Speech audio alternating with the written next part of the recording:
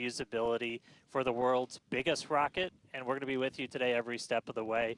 Also joining us, though, amid a very excited crowd growing over there in Hawthorne, is Jesse Anderson. Jesse, how's everything going in LA? Hey, Dan and Kate, everything is all good here on the factory floor. We're just outside of Mission Control, and we're T-minus 31 minutes away, but we already have a really big crowd here building. There you go.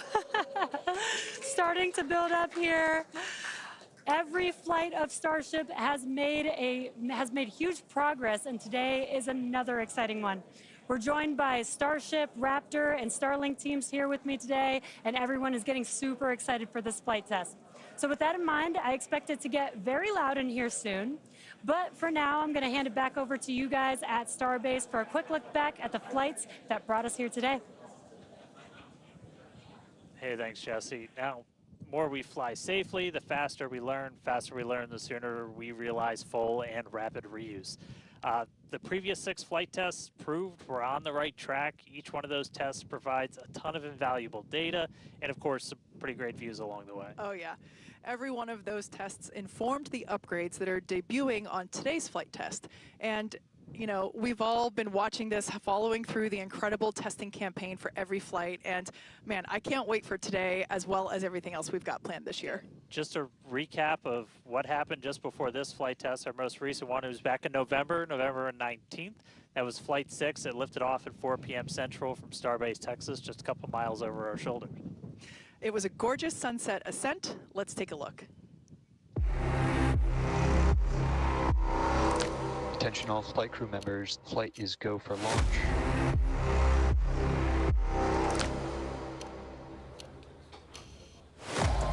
It's been just over a month since Flight 5. Goal is to get that turnaround time down to hours.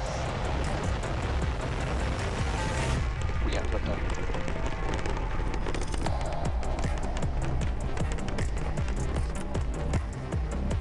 Stage separation. 30 seconds, no catch decision. Booster offshore diverge.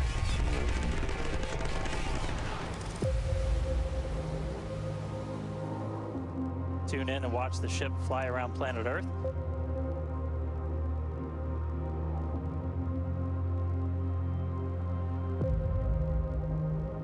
Relight demo startup. And shutdown. Starship is at 100 kilometers altitude. Flaps now have control of the vehicle.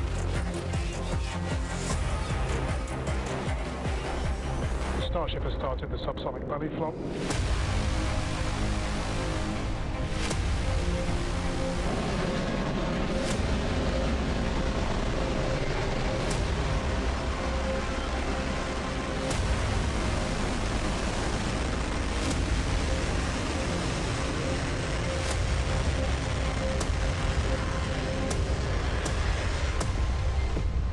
Starship has landed. All right, now today's flight test is going to look pretty similar profile-wise to that last one and honestly the last couple. So everything starts off, as always, with liftoff. The Super Heavy igniting those 33 Raptor engines. Super Heavy going to power us through that initial ascent, get Starship on its way to space before we get to the hot stage maneuver. Exactly. The ship will then ignite engines while it's still attached to the booster. That will allow us to separate the 2 stages. That booster will leave a few engines on for that flip and return back here to Starbase for a catch at the launch tower. And while booster catch is blowing our minds, ship keeps going all the way to space, gets into its suborbital trajectory. Got a couple on-orbit things. We're going to deploy our first test satellites, also going to relight a Raptor engine while in space. That all sets us up then for re-entry. As we have seen on the previous flights, courtesy of Starlink, that re-entry period gives us such gorgeous views. It's like, you know, just a rainbow flow of colors as the ship re-enters the Earth's atmosphere. The ship will relight its engines, perform a flip maneuver for a soft water landing in our targeted location in the Indian Ocean. And that will once again be daylight given our later launch window. So today's flight test will be launching the next generation of Starship. It'll attempt the first payload deployment test, fly multiple re-entry experiments geared toward ship catch and reuse, and of course, the launch and return of the Super Heavy booster back to the launch site right there behind us. Yeah, that's going to be amazing, but Chip, kind of the star of the show for a lot of stuff today. A huge block of upgrades to Starship's upper stage are debuting on this flight test, adding more capability. We'll start off up top. Those forward flaps got a redesign. They shrunk in size. We shifted them towards the top of the vehicle, away from the heat shield. That's going to make it significantly less exposed to re-entry heating. And then Starship itself, we made it about 2 meters taller. So we stretched it up to about 52 meters. That allowed us to add 25% more propellant volume, along with a bunch of propulsion upgrades like vacuum jacketing of those feed lines to the engines, an entirely new feed line system for the Raptor vacuum engines, an improved avionics module for propulsion, all that adding performance and the ability to fly longer missions. And just like on Flight 6, tiles have been purposely removed to stress test vulnerable areas. This time we're doing it across the entire vehicle, including in critical areas, as we use this flight to push the boundaries of Starship's capabilities. And for re-entry experiments, multiple metallic tiles are being tested, as you can see there on your screen, including some that have a version with active cooling. Then the vehicle's avionics, its brains, got a complete redesign. Some of the new things, we've got 4 of these upgraded Starlink terminals that combine Starlink, global navigation, and RF communications into a single unit. And then on the sides of the vehicle, we have these catch fittings. They're non-structural, but we're going to be able to see how they perform thermally during re-entry. We also smoothed part of that tile line to address some hot spots that we saw during entry on the last flight.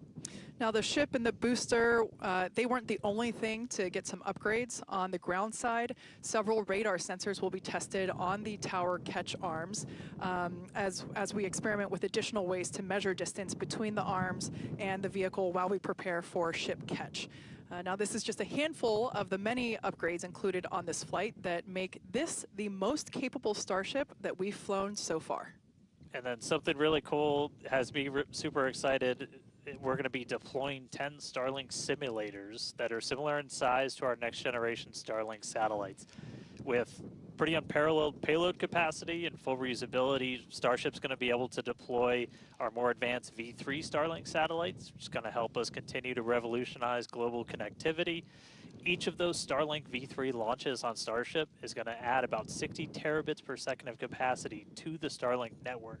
And that alone is that's more than 20 times the capacity we're getting with every V2 Mini flight on a Falcon 9 right now. That just helps further Starlink's impact in the coming years as we expand access to high-speed internet all around the world and eventually beyond. And those Starlink simulators are going to be on the same suborbital trajectory as Starship, and they're expected to demise upon entry. Starship itself, its trajectory looks very similar to all of our last several flights, suborbital, splashdown targeted into the Indian Ocean, a couple hundred miles off the western coast of Australia. And then the other on-orbit thing we're doing is going to be relighting a single Raptor engine while in space. We knocked that out last time.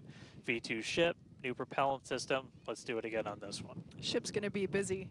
Now, of course, we can't forget to add that today's Super Heavy booster is reflying flight-proven hardware for the first time. A Raptor engine that flew on the booster that was caught during Starship's 5th flight test. You can see it there on your screen. This flight-proven engine, we've got Raptor 314 there, hence why there's a piece of pie on this nozzle. Maybe we can get that image rotated so you can see it a little bit better. Yeah, there we go. If you didn't already know, we like our jokes around here. So that's what we have planned for today's flight test, and so far everything is on track as we continue to count down. We're now within 23 minutes of launch. We're at 22 minutes and 52 seconds. Everything continues to look good. Still a little breezy, but that's okay for us. Yeah, we set up our desk in a wind tunnel today. It's probably windier here than it is anywhere else, but weather's cooperating, really clear skies, no rain today, still well within our limits for booster launch or catch. Not tracking any issues on vehicle as we continue to count down. We're still loading prop on board. Our range team also reporting that the range looks like it will be clear at our current T0. So that's super important. We're going to keep an eye on that all the way up to the end. As for what we've already done with the vehicle leading up to today, we stacked the vehicle over the weekend. We lifted the ship on top of the Super Heavy booster. Hours ago, we cleared the site of all personnel, and of course, our flight controllers came on console, some of them sitting in the building behind Dan and I. And as Dan mentioned, the range team was deployed. They are standing by in the Gulf to make sure that the booster has a clear to return back to here at the launch tower, but also they are located in the Indian Ocean, standing by to make sure that the targeted landing zone for the ship is also clear as well. And then we knock out a whole bunch of things in the hours before launch. We do an alignment on all the guidance, navigation, and control. We did tank purges, pressure checkouts, make sure we were ready for prop load, check the booster, quick disconnects, and the ship one. We demate the chopsticks. We actually do a little wiggle check on them, make sure we have control, as we're going to be using those for catch. Load up all of the hydraulics that are on the tower, and then we did the initial locks and methane chills, getting them ready for prop load. Now, speaking of prop load, we conducted the go, no-go poll for prop load at 3:30, so a little bit less than an hour ago. All was good there. Prop load is underway. The LOX load on the booster started at T-minus 45 minutes, and fuel started at T-minus 43 minutes. Booster fuel will start at T-minus 41 minutes, and then LOX on the booster started at T-minus 35. So that will all wrap up at T-minus 3 minutes and 20 minutes on the ship side, and at T-minus 2 minutes and 50 seconds on the booster side. So everything is looking good. Propellant is loading. Yeah, looks like we're about half full of everything on booster, 3/4 of the way there on ship, looking good for a launch today. With that though, let's jump over. Let's check back in with Jesse real quick and all of our teams out at Hawthorne. Thanks, Dan and Kate, and great to hear the updates with the vehicle as we prepare for liftoff.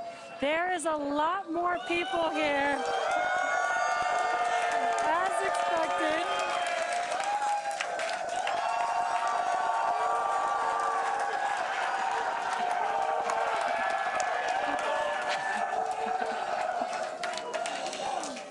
Love it.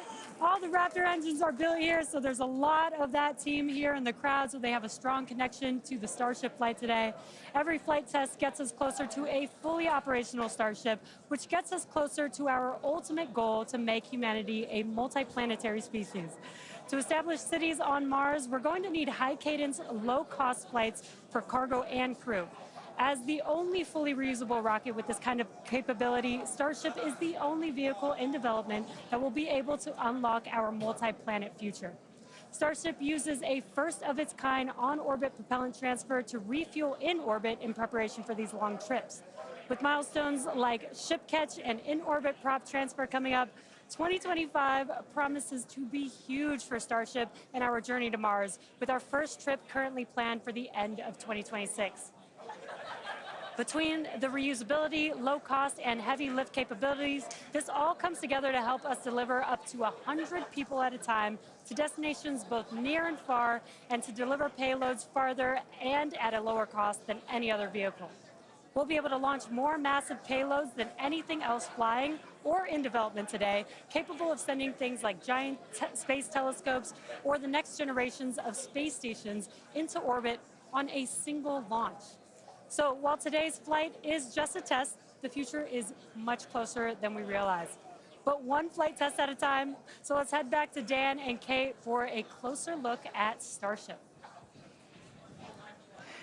Thanks, Jesse. Starship features two major parts: the ship, which has 6 Raptor engines, and the Super Heavy booster, which has 33 Raptor engines. The Raptor engine is a reusable methane-oxygen staged combustion engine that powers the Starship system and has twice the thrust of the Falcon 9 Merlin engine.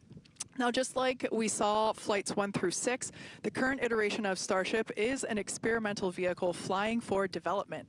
As we mentioned earlier, today's flight is debuting a ton of upgrades that we've had in the works in order to increase Starship's reliability and performance. Several of these upgrades will also unlock our ability to fly longer missions, something that we'll want to do as we start doing orbital flights around Earth. And then to get an even better sense of just how big Starship is. We can start here. Let's take a person about 2 meters tall. Towering over that, you got your Millennium Falcon clocking in at 35. Just above that, we've got a Falcon 9 rocket, payload fairing attached. Double that height, you're up at 70 meters. And then topping it all off, nearly twice the size, it's a fully stacked Starship up to 123, got 2 meters taller. Altogether, the ship, 52 meters, super heavy boosters, 71. And what's super fun is we're gonna make ship and booster even taller in the future. Which is crazy, because turning around and looking at it and thinking that it's going to be bigger, that's mind-blowing. Make the ship as tall as the booster. Now, moving up the rocket, the ship features 6 Raptor engines. 3 optimized for sea level performance and 3 optimized for vacuum performance. Raptor Vacuum, or RVAC, is a similar design to the Raptor engine, but features a larger exhaust section and a larger expansion nozzle to maximize the engine's efficiency in space. Our upgraded ship that we're debuting today carries about 300 more tons of propellant than the last flight's ship, bumping it up from 1,200 metric tons to about 1,500 metric tons. It's a lot. The ship is designed for vertical takeoff and landing on any hard surface. Now, the ship is also outfitted with newly redesigned forward flaps that are used to aerodynamically control the vehicle's attitude during atmospheric flight and enable a precision landing. The new flaps are lighter and positioned more leeward or away from the heat shield. Now, to reach full reusability, the ship has to be able to survive re-entry not just one time, but multiple times. The ship's heat shield is essentially what does the job for that. We've been iterating on that every single flight, building towards that heat shield that requires no refurbishment between flights. Now, the heat shield is composed of thousands of hexagonal ceramic tiles. They're designed to insulate the vehicle during that atmospheric entry where temperatures ramp up to as high as about 2,600 degrees Fahrenheit. A rapidly reusable heat shield has never been flown in history, so continuously improving this, flying new experiments, those are all key focuses of all of our flight tests right now. And in between the first and second stages is our hot stage, which we saw in actions on flights 2 through 6. The hot staging maneuver is when the upper stage engines are ignited before the booster engines, before those booster engines are completely cut off. With hot staging, the rocket never stops accelerating during separation, so it's more efficient than traditional stage separation. One of the hallmarks of Starship flights are the incredible views that we get throughout flight, of course, courtesy of Starlink. Every day, we're working to expand the Starlink network, both on Earth and in space. Here's Jesse with more. Fans of Starship may know that Starlink enables us to bring you lots of unprecedented views, both from space and here on Earth. In addition to the dozens of cameras on Starship itself, we also have mobile Starlink camera kits deployed in the Indian Ocean, connected to our aerial assets and all around Starbase, which all come together to help tell the incredible story of Starship, both on and off planet. Thanks to Starlink, Starship is capable of streaming more than 120 megabits of real-time, high-definition video and telemetry in every phase of flight, providing invaluable engineering data to help engineers rapidly iterate across all systems. And all of that streaming data will be put to good use with the more than 30 cameras on the vehicle for today's flight test. Starlink is the world's largest satellite constellation, operating in low Earth orbit to deliver high-speed, low-latency broadband internet, providing access to people around the world, many who have never had connectivity before. Starlink now serves more than 119 countries, territories, and other markets. And here at SpaceX, we've been developing Starlink's communication capabilities not just for humans on Earth, but for astronauts in space. Our recent Polaris Dawn mission, we deployed a high-speed internet connection in Dragon for the very first time. Here's a quick look at how that went. Starlink is an amazing confluence of programs at SpaceX. So we have a whole corner of the company that owns and operates a multiple thousand satellite constellation to provide internet to people on Earth. So Dragon was modified for Polaris Dawn to have a laser and a Star Trekker inside of the trunk. And then it will obtain internet, both uplink and downlink, through that laser link. And it's connected to a Wi-Fi router, just like you would have in your house. Getting online with Starlink was super easy. It was just like getting online at home, and even easier, perhaps. It just connected automatically and then worked seamlessly. And then it was just internet in space. The Starlink performance on orbit blew us away. It enabled us to talk directly with mission control team, and it also enabled us two-way video connection with our families back at home. So it just was an incredible resource. One of my favorite memories is, you know, all four of us in different parts of the spacecraft on phones with our earpieces talking to our families. Get to show them the perspective that we have of Earth. It was very cool to bring them into the mission that way. I was able to show my kids and my husband, you know, what it looked like to be floating in space. I got to show them out the window. Well, my husband even exclaimed that at one point we hung up the call and he called back and I answered and he was like, I called space. Starlink on Dragon is something that we want to include because we have this company within SpaceX that has space-based internet. So what not a better way to test space-based internet in space? From connecting astronauts in space to providing high-speed internet to more than 4.6 million active customers here on Earth, the Starlink team is laser-focused on expanding coverage, increasing speeds, and lowering latency so that we can connect as many as possible around the world and beyond. Last year, we activated Starlink in 27 new markets and are now covering a global area home to 2.8 billion people, including those who live in some of the most remote places on Earth. To meet the growing global demand for high-speed internet, SpaceX opened a new 700,000 square foot factory in Bastrop, Texas, and introduced Starlink Mini as well as an upgraded version of the Starlink Standard Kit. The SpaceX team also achieved an unprecedented launch cadence, conducting 134 Falcon launches, with 89 dedicated to expanding the Starlink constellation. With each launch, Starlink adds more capacity to the constellation and continues to expand its coverage, connecting even more people in underserved and hardest to reach areas of the globe. Now, while our mission to connect the unconnected is far from complete, you can check out some of the Starlink team's highlights from 2024 and learn more about how our customers are furthering Starlink's impact around the world at starlink.com/stories. And a little bit closer to home, we do have a few updates for those impacted by the fires here in Southern California. So far, the Starlink team has provided about 1,350 free kits to fire departments and other disaster response organizations from down in Orange County all the way up to Malibu. That is in addition to applying free Starlink service for thousands of customers impacted by the fires all across the Los Angeles area. And just as critically, since enabling our direct-to-cell satellites with T-Mobile, more than 120,000 text messages have been sent, allowing those in impacted areas to reach loved ones, text 911, or receive emergency alerts. I've never been prouder to be an employee at SpaceX for moments like that where we can help the people and community around us. Make sure to follow @Starlink on X for updates as we continue to work with local response teams, and check out starlink.com/LA wildfires for more information on these efforts. But back to today's flight test. One of our objectives is to return the booster to the launch site where it will be caught by the tower as we did on flight test 5. So let's head back to Dan and Kate for a catch primer. Thanks, Jesse. We are now T-minus 8 minutes and 40 seconds until liftoff. Flight controllers on console there in the building just behind Dan and I.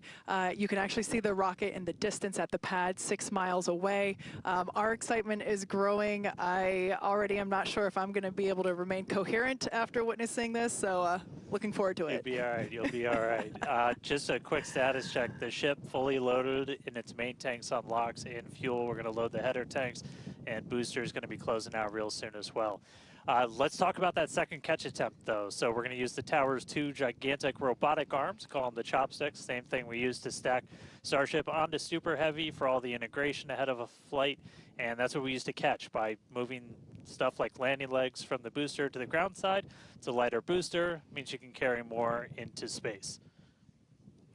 Now, in a nominal operational scenario following liftoff and after the 2 stages separate in flight, Super Heavy will return to the launch site, reignite its engines to slow the vehicle down, and the tower's arms will catch the rocket booster.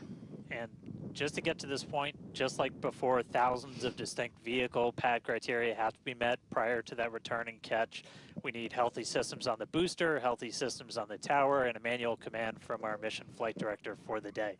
If we don't send that command before the boost back burn ends, or if any of those automated checks kick us out, that's what happened on Flight 6, the Super Heavy booster will divert to an offshore trajectory, and it'll go out into a landing burn and a soft splashdown in the Gulf of Mexico.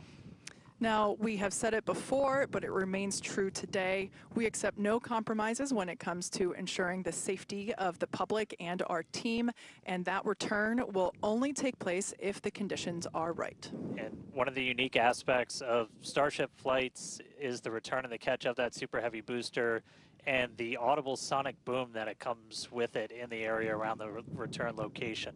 General impact to anyone in the area is just a brief thunder-like noise, but it definitely lets you know it's coming. Oh yeah, it's something our neighbors in Cape Canaveral, Florida and Vandenberg, California have become accustomed to over the years, and now we're bringing the boom to Boca.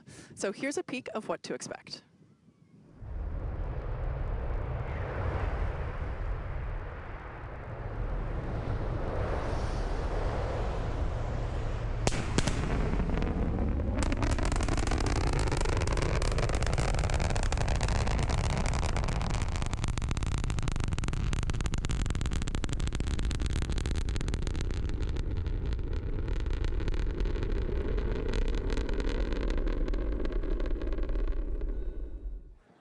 As I mentioned earlier, we have Starship, Raptor, and Starlink employees here fully invested in this flight test.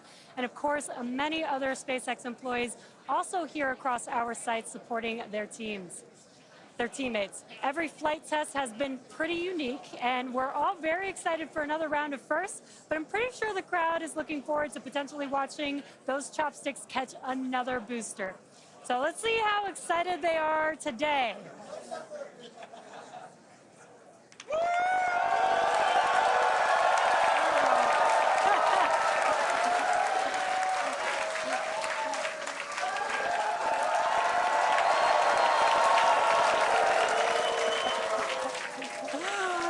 Just under 5 minutes to go. We are all very excited here.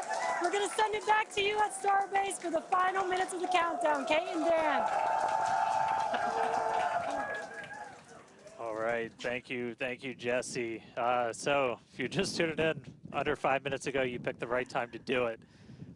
Just a quick status check. So we're almost fully loaded on the booster. We'll be fully loaded on the ship, fully loaded on the booster coming up soon. Our range team just reported that we're looking go in the range. That's super important. Great Our news. security guys, Mike, Kyle, Nick, the whole team out there in the elements, making sure everything's clear, doing a fantastic job. And we are coming up on 4 minutes and looking good for launch. Yeah, certainly exciting. Now, we do have an opportunity to hold at T-minus 40 seconds if necessary. This is a chance for us to perform additional checks if necessary.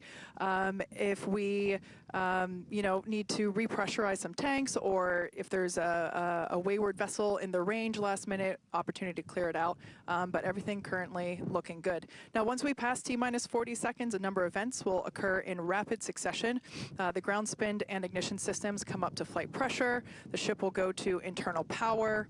After that, the quick disconnect, or QD arm lockout, is removed in preparation for retraction, which will happen shortly after T0. And yeah, once we pass T-minus 40 seconds, we do have the ability to recycle the count under certain conditions back to that T-minus 40 second mark and hold there to assess what happened and assess opportunity to proceed again to T0. Yep, we've used that T-minus 40 hold a couple of times. Boat's usually one of the items, but we aren't tracking anything right now that would cause us to hold there. We can hold there for several minutes. Main thing you're watching at is you kind of set a clocks because your temperatures will change and the fuel in the locks, everything pretty quickly. So you've got a couple of minutes that you can hang out and figure things out.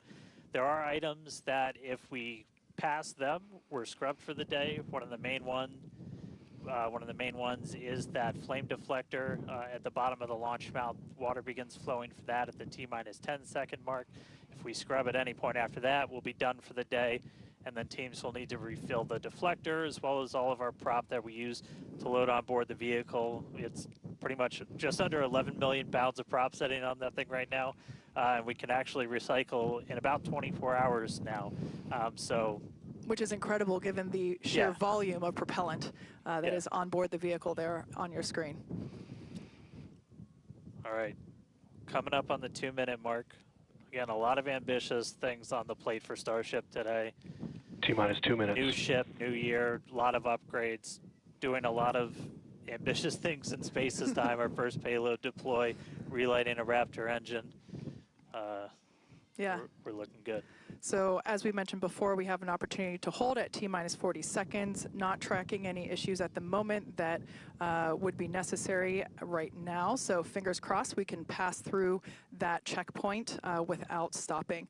But the folks on console are continuing to evaluate the launch commit criteria, making sure that the winds are within limits as well as any other weather restrictions. But man, compared to yesterday, this is a textbook gorgeous day. Oh yeah, little breezy today, but we got clear blue skies for a launch today. So at this point, all the prop has been loaded on the vehicle. We've closed everything out. We're doing our final thrust vector control, our steering for the engine checkouts. Once we hit the 30-second mark, we'll hear the flight director give the final go for launch. So we're under a minute. As we said, we're not expecting a hold at T-minus 40. But do not be shocked if that happens. It has happened in the past, and we can hang out there for a couple of minutes if we need to. If memory serves me right, we hold my breath for 4 seconds. Pass through prop load gate. All right, we passed right through that prop load gate. Hot diggity dog. All right, so we're going to let our flight director, Ty Huntington, take it away. Go for launch.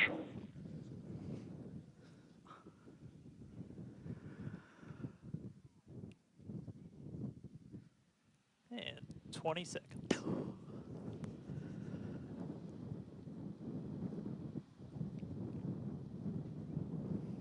T-minus 10, 9, 8, 7, 6, 5, 4, 3, 2, 1.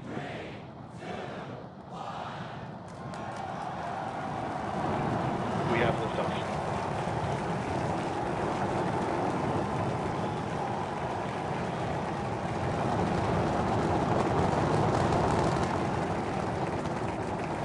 Vehicle's pitching downrange.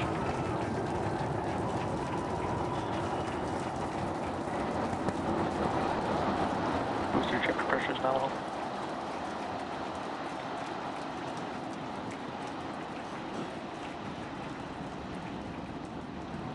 All right, we're more than 30 seconds into flight. Telemetry showing 33 out of 33 engines as it's pitching downrange. Booster, ship, avionics, power, and telemetry nominal. Hearing good call-outs on the ship and booster avionics. You just heard the rumble hitting us about 6 miles away. Watching Starship arc into just endless blue skies right now. Vehicle supersonic. More than a minute into flight, the vehicle's supersonic.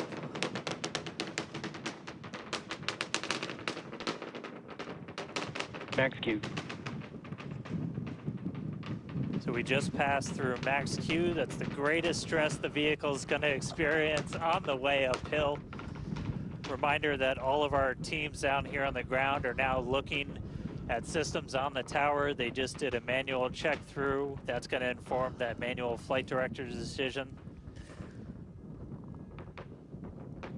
Next moment coming up, though, is going to be hot staging. Don't take your eyes off it. It's one heck of a light show. What a gorgeous ascent. 6 ship engines getting ready to ignite. That's going to happen while we're still attached. We can still see the ship's engines from the ground.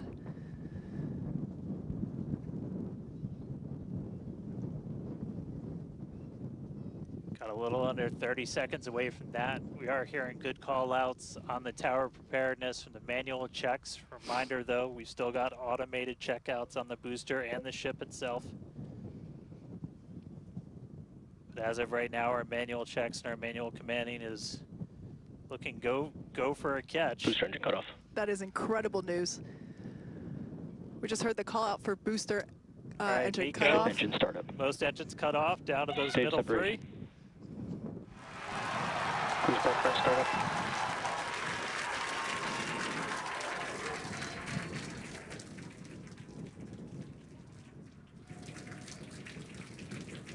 All right, hot stage Raptor, chamber confirmed. pressure We've is got a nominal. booster hopefully on its way back to us, and a ship now making its ascent burn into space. How's it going in Hawthorne, Jesse? It's great over here. You can hear the crowd screaming for every milestone. The booster is now making its way back down to Earth. Looks like we have 12 of those 13 engines ignited. We're using the engines that actually gimbal. We So are go for booster return. an excellent call out there. We are go for booster Ship return. avionics, power and telemetry nominal. There's a lot of criteria that needed to line up to ensure that we could have a Cruise safe back burn shutdown. booster catch, and it sounds like we got the go for that. And there you can see on your screen, we had we just jettisoned the hot stage, and there's a great, excellent view there of the hot stage floating away from the super heavy booster. Now we've shut down the engines for that boost back burn. That confirms boost back burn is now complete. That was the first of 2 burns required for the vehicle to make its way back down to Earth.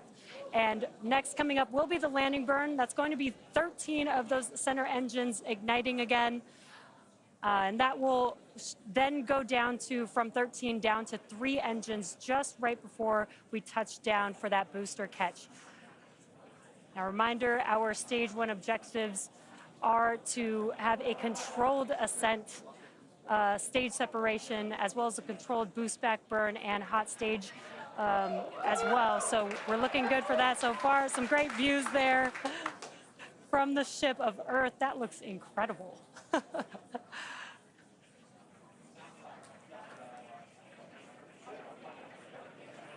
Now, Starship's ship is still firing its engines right now. Starship trajectory nominal. And great call outs. Starship trajectory is nominal. You can follow along the telemetry, the altitude in the bottom left-hand corner for the super heavy booster, as well as the bottom right-hand corner for the ship. And these views are just amazing.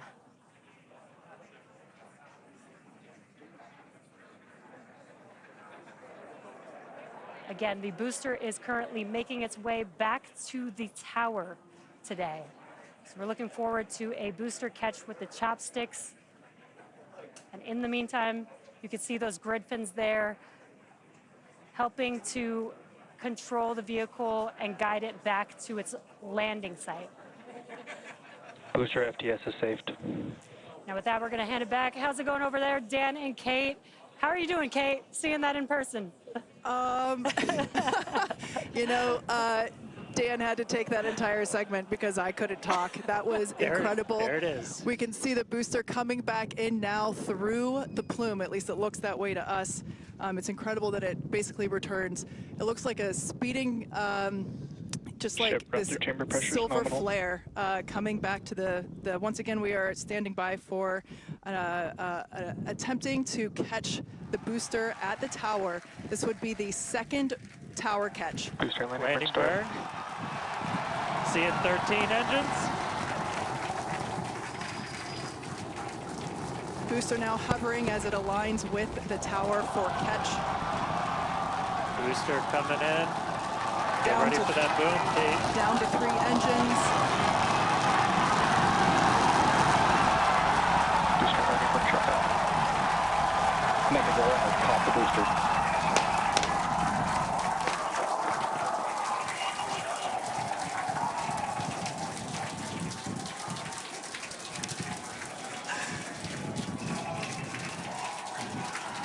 You heard it here, Megzilla has caught the booster.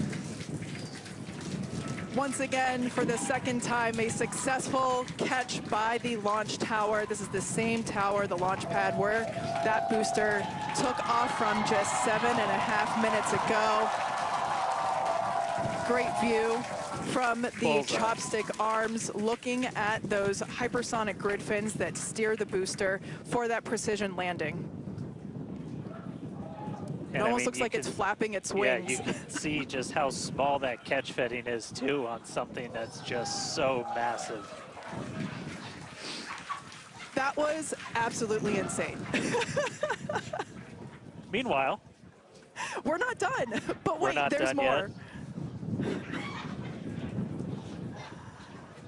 Wow, that is just absolutely stunning. And this, of course, a gorgeous view there from the tower looking down at the top of the booster.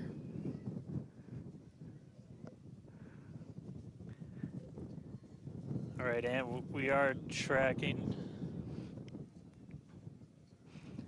Now we're standing by for views from the ship, but who can take their eyes off of that incredible sight? That is once again the second catch of a booster back at the launch tower. It was incredible to see it come back down, just this silver flare in the sky. And we can still see the launch plume behind us, and wow, that we definitely, I can't speak for you, Dan, but that was very moving for me. Yeah, and right now you can see some of the telemetry on those ship engines has gone out, and we're waiting for an update on what our ship status is. We were approaching that ship engine cutoff time, so just waiting to hear. So obviously we've got booster back, booster on the launch tower in the chopstick arms, but we are waiting to get an update now on the ship. As we were expecting ship engine cutoff about 40 seconds ago. We saw some of those engines start to go out prior to that point. And so right now we are just standing by to try and get the latest word on where we are with ships. So stick with us for just a couple of minutes as we wait to hear some updates. Now, if you just recently joined us, you might want to hit rewind and go back about 9-10 minutes ago to when Starship lifted off from the launch tower that you see there.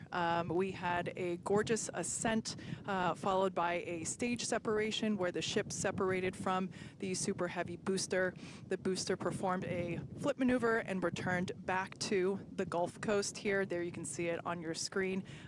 Obviously a successful catch back at the launch tower, which is something that we were all hoping to see and really couldn't ask for a more beautiful background with those blue skies and blue water there. As Dan said, we are standing by for an update on the ship that had ignited its engines and started making its way up to space. So standing by for more info on that. But wow, what an experience to see that take off and for that booster to come back. You can see it there up close on your screen to the place that it launched from.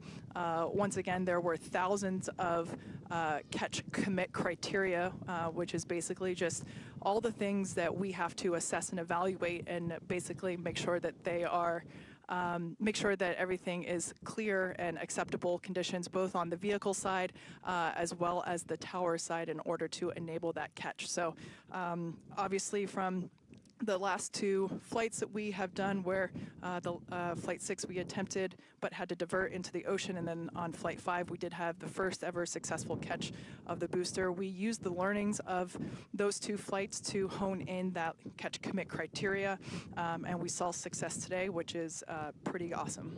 Yeah. And just a quick status check. So we currently do not have comms with the ship, so trying to figure out exactly when that happened and exactly what happened. So obviously the flight controllers right now going through their data, looking to make sure it's not anything instrumentation on the ship, but actually try and get us a status. So again, we're gonna keep listening in on this. We'll give you an update as soon as we have a little bit more. So for now, stage one back in the tower. waiting to find out a little bit more about stage 2.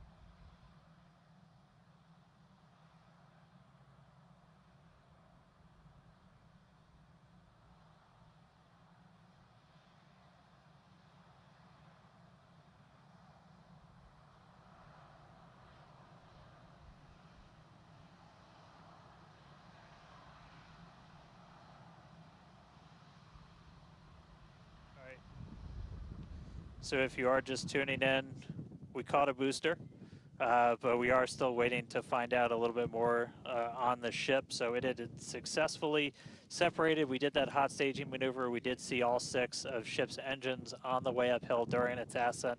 But as we were getting to the end of that ascent burn, we saw engines dropping out on telemetry, and we have since lost contact with the ship. So again, we're still listening in on the loops, trying to figure out how much we can get right now. But again, stick with us. We'll bring you updates as soon as we hear them. Really exciting. We were able to catch the booster today. Obviously, we want to get the ship all the way over to the Indian Ocean.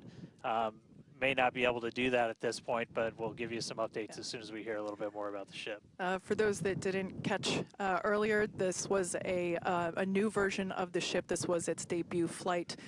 So a lot of learnings here for sure as we continue to tune in and listen in with the teams and try to gather more information to understand where we stand with the ship. But as Dan mentioned before, teams are trying to make sure that it's not an instrumentation error. We want to find out if it's, did we just lose communication or did something else happen with the ship? So teams are actively working, trying to figure out what we can find out, and we're continuing to listen in and find out more information to share as we can. But as we said before, and you can see it there on your screen, what a beautiful, beautiful sight to see another booster back at the launch tower. That was successfully caught just minutes ago after sending the ship off into space, and having seen it for the first time with my own eyeballs in person, it was pretty awesome. And yeah, the thunder-like sonic boom was really fun to experience. Yeah. So we are getting a little bit more. So we did lose all communications with the ship. So I mean, that is essentially telling us that we had an anomaly with that upper stage. So we're just coming up to the end of that ascent burn for the ship when we stopped when we started to lose a couple of the engines. We saw those dropping out, and then we did lose telemetry from the ship. So that means we didn't have contact with it. So at this point, we are assuming that the ship has been lost. So this was a brand new vehicle, essentially. This was kind of an upgrade version. So with that, there's a lot of things you're upgrading, but there's a lot of things you're going to learn as all of those systems are now interacting with each other for the first time.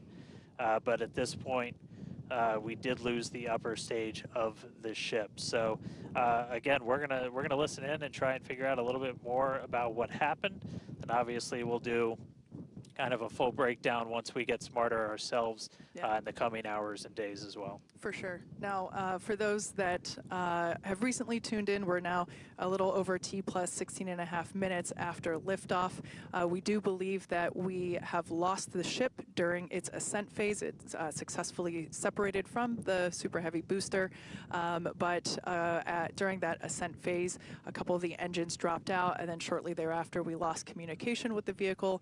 So we are are assuming that we have lost the ship, but we are standing by to confirm that, and once we can, we will. But this was a new version of the ship, of Starship, and it was intentionally designed and flown in order to basically test the envelope, as we have done with every one of these test flights, the keyword there being test, and really trying to understand the boundaries and the maximums for the ability of this vehicle to fly and understand where those boundaries are. So we always knew that excitement is guaranteed today, success not guaranteed. And so yeah, we are standing by to see if we can learn more about the status of the ship.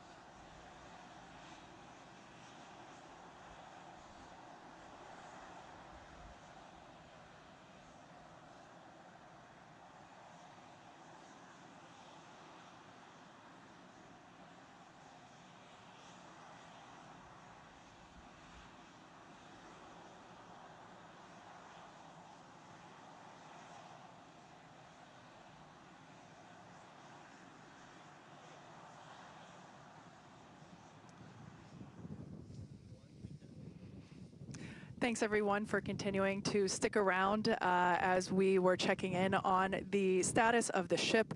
At this point in time, we can confirm that we did lose the ship. However, Starship, the total vehicle, did have an on-time liftoff at 4:37 p.m. Central Time from the launch pad just behind us at Starbase Texas. Gorgeous ascent and successful stage separation. The booster pushed the ship off, and the ship disconnected during that stage separation. The booster came back for a successful, the second ever booster catch at the launch tower, which was pretty incredible to see. Yeah, it was great to see the booster come down, but we are obviously bummed out about ship. It looked like we lost contact with it a little under 8.5 minutes into flight. That's roughly when you start to get to that main engine cutoff. We obviously need to go through all the data. It's going to take some time. In the next hours, days, we're going to figure out exactly what happened, come back, fly the next one, get even farther. Reminder, it's a test. It's a flight test. It's an experimental vehicle. So we'll figure out what ended our day today and make sure it doesn't end our day tomorrow. So as we do that, we're going to continue to provide you updates on our X account on SpaceX.com. So just continue to tune in there. As we learn what happened, we'll be ready to share it. Exactly. So for now, we are going to wrap up our webcast. We'd like to thank the folks in the county for supporting the launch, as well as the agencies that enable us to launch, and of course to our viewers for tuning in. And thank you, Kate, for coming down, doing this with me. It was great to have you here. I'd do it again in a heartbeat. All right. Well, that'll do it for us. We'll see you guys at the next Starship flight test.